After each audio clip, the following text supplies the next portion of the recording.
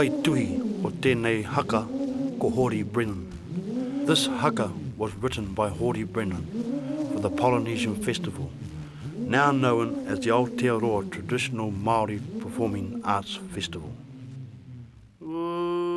Ka tika tonu atu ngā uri tokomaha, tare tare noa ki te hiku o te waka taka mai, e tarangi e tau mai nei.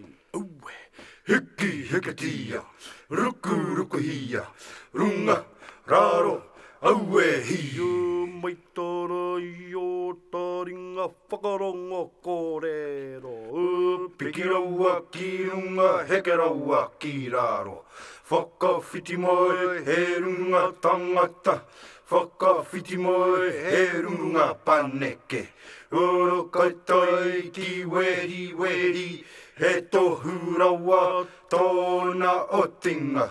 Ia, ora kia mau ki o tūranga waiwai, te whariki whakaeke, aue, aue, aue ki raro. Te kawana whakarongo maira, he anga anga, te riri kairata. Ora pokoko hua, o ture haramai, i aku tūranga waiwai, takahia e koe mauana te riri kei roto ngā uri tokomaha.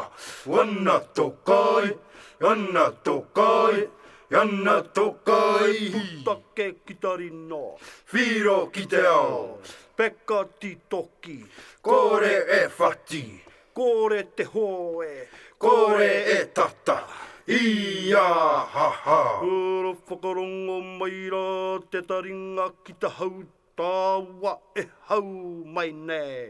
O hurihia ki te tai, hurihia ki te uru. Ora tikina taku ika kei waho te moana e hau mai rā. Ia ha ha. Ora koa oho te iwi, ora koa ki te i te kino. No hikati ato mana, Tū tangata, mana motu hake. hikatia ki runga.